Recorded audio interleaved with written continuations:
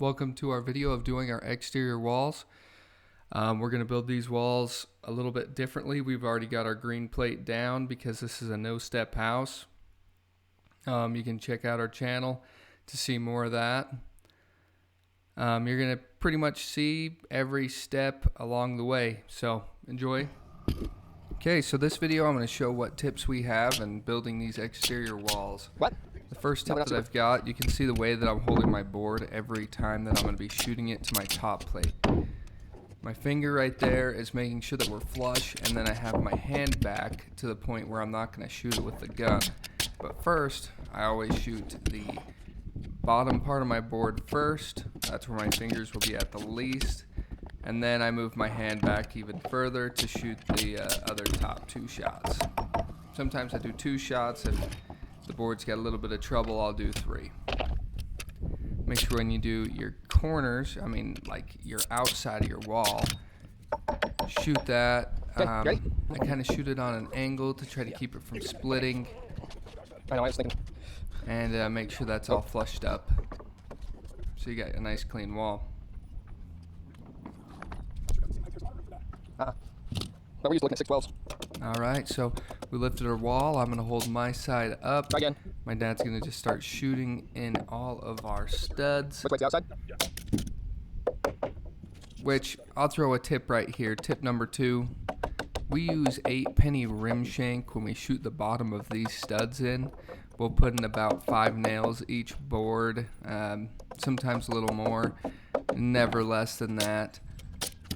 Also, another quick thing to note is our window is not built in yet. We're going to be doing a video on headers and how to install these headers with their trims and their cripplers. Pretty much how to do a window all the way. But yeah, you'll be seeing that soon. I got a YouTube comment recently about why we didn't build these walls like with our green plate and build the whole wall to lift it up, even without the sheeting on the outside. We had to do all of our green plate first, so to make sure that our green plate was straight. You're messing with glue underneath this green plate and then lifting these walls over the bolts and trying to get everything straightened out with a whole wall on there. It just seems like it's not a really good idea. Now, if we're building a normal house with the floor up on top of the green plate and we were doing our exterior walls, we would build the top plate, the main studs, the windows, the bottom plate, and we would sheet it. But this house is different, and it doesn't really work out well. We're going to throw on some quick temporary bracing. Usually we put this on the inside of the house, but we didn't want to have it in the way for us to keep building. We just wanted to keep going and moving on with it, so we just threw on a quick temp. Which brings me to tip number 2 as we keep moving on. We look through every single stud. We see its crown. We decide and deem whether it's worthy to be on this house or not. If it's got twist, we're okay with twist. If it's got crown, we're okay with a little bit of crown. Not too much crown. And bow, we don't care about bow as much unless it's like freaking squirrely, to where it's not even worth, just burn it. Really, by the end of us building these walls, we're going to have some leftovers, and we're just going to return those right back to the lumber company. But, yeah, we go through every single board, and we build all of our houses with the best boards that we can get our hands on. The bunk we ended up getting was not that good of a bunk. It was by Sunrise. We don't get that company as much from our lumber yard, but this bunk was not nearly as good as all the other bunks that we've ever had. So we pretty much let our lumber company know about these boards and that we really didn't like them, and they weren't really straight, weren't up to par for what we wanted. Hopefully they have a different company that we can use, or a better bunk. You can tell from the outside of the bunk before it even shows up. if it's going to be good or not, even though it's covered up. So, yeah, work with your lumber company, get good boards, pick through every single one of them. We do the same things with our top plate. Our green plate, we're able to have not the best boards because we're able to straighten them out with our bolts and keep them held into place with our, our bolts and our glue. So we're less worried about those unless they're really bad to the point that, they're just trash. So, yeah, that's my whole spiel on the boards. Make sure you use straight stuff for your homes. Your homeowners deserve good boards.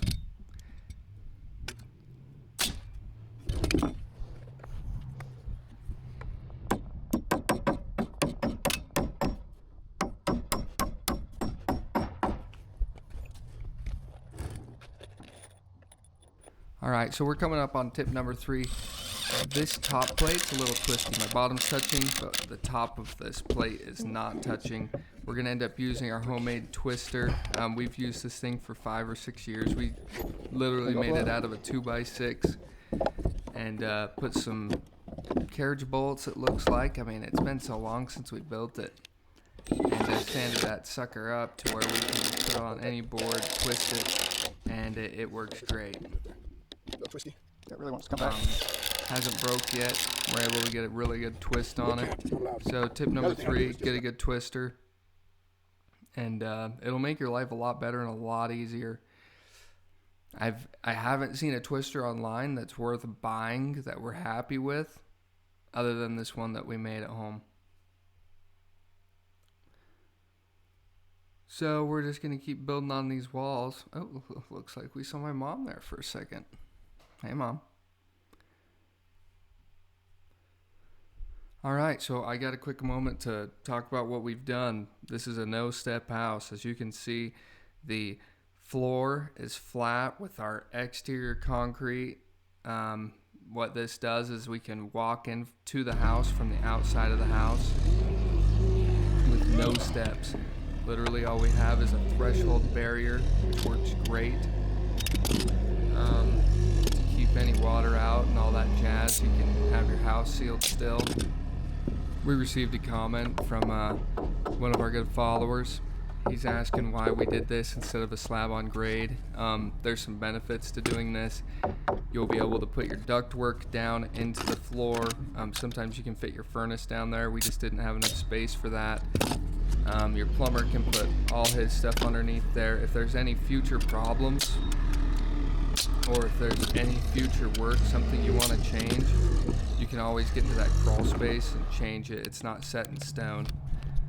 This floor is not going to gap. It's not going to crack. And you can put any flooring you want down there as well. It literally just makes it open to all future, and you can decide what flooring you're going to want.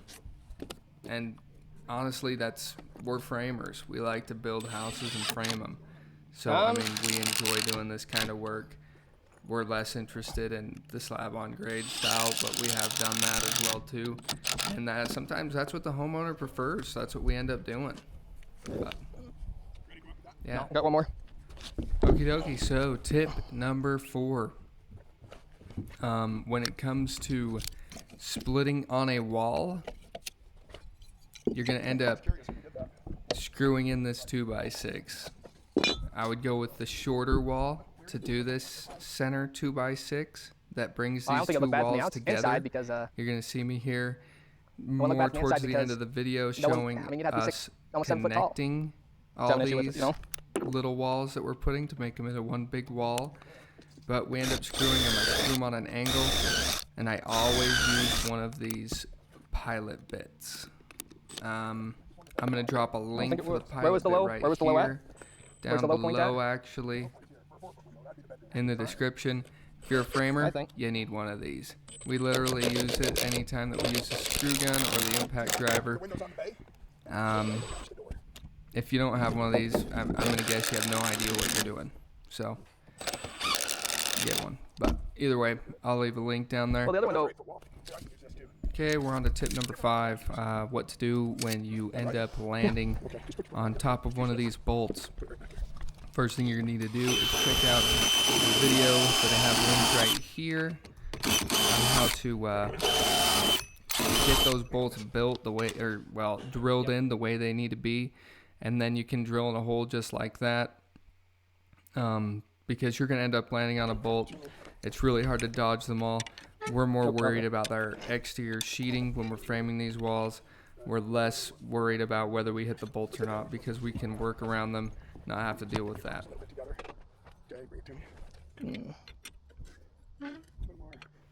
Right here, we're just straightening this exterior wall. I mean, it's not perfect. It's just kind of getting it as close as we need it to keep moving on with our build. Hopefully this one can make it. You don't have much left it can go.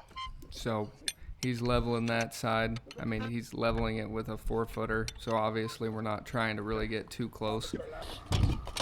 But the reason why we're doing it is so that we can get these top plates screwed together so this wall is fully connected.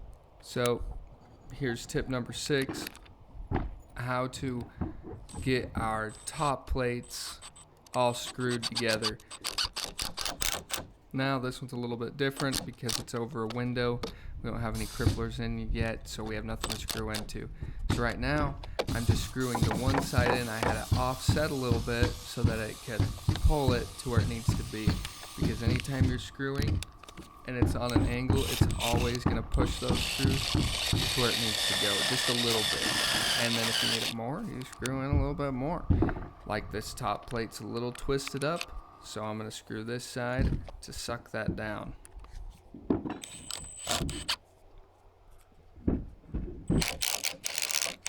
I'm going to hold it into place as well, just a little bit, to get a little closer.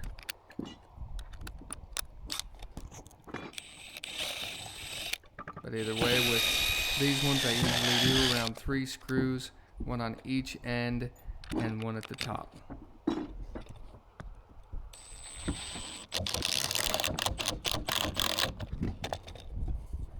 Just so I have at least something attaching them. Top's got to go down a little bit, so I'm going to screw that a little. Yep. Now typically you'll look like this, because not every time you're going to be over a window. I'm going to bumping that up a little bit so we can actually get our plate underneath. Now when you're flushing your exterior walls, the side that matters the most is the outside when it comes to flushing it and making sure that it's perfect. You I may need you to push here too. The 2x6 on But at least my this is like in the middle left between side the and the 2x6 on two. my right side are literally different by an 1/8 inch, which is ridiculous, but it is what it is, and that's what we got. So we're gonna flush that outside no matter what. Okay, push. Right there.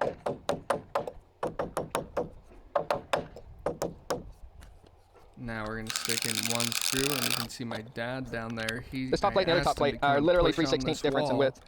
Because I wanted to bring my plates together, and to bring them together, there's a little bit of an angle in those cuts, so it needed a little bit of pressure towards me in order to make it so that that cut spot was flush together, as close together. Okay, so I had to steal some footage from a different top plate that we did on the garage, which we're going to be showing videos on that as well. But we're going to flush the outside of our top plates as well. You're going to see a corner that we end up bringing together. That kind of spot that you're looking at was sort of a special spot. You're going to be seeing that later on, but we're going to hurry and look at this corner right here so you can see it. Tip number 5 on doing these top plates is you can see that we're tying these 2 corner walls together. I put in 5 screws over the one wall, and then I'm going to end up shooting the rest of it onto the other wall so that those 2 walls can be tied together. I always make these boards at least a 1/16 short so that I can have some play, so I can make sure that on my corner I'm not going over or pushing one side over. It doesn't need to be completely tight, it needs to be straight. and it needs to be able to tie that together as well as possible. And then we shoot the heck out of it. So, thanks for checking out our video of our 5 tips on how to build exterior walls. This is how we've always done our walls, and make sure that you brace everything off. Now the bracing that we've done is going to have a more semi-permanent bracing that'll hold it in place for us when we do our trusses, and you'll be able to see the way that we do our sheeting here with our next video with sheeting. Thanks for checking this video out. Like and subscribe. Our next video will be doing our corners and sheeting them and getting them straight.